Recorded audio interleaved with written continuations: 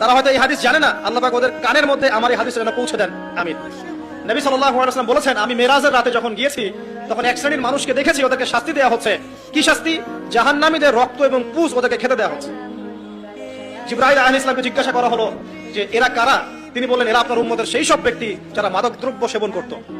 আল্লাহ রাব্বুল আলামিন তার হাবিবের মাধ্যমে জানিয়েছেন, যখন কোনো মুসলিম মাদক সেবন করে বা কোনো ব্যক্তি মাদক সেবন করে তখন 40 দিন তার নামাজ কবুল হয় না।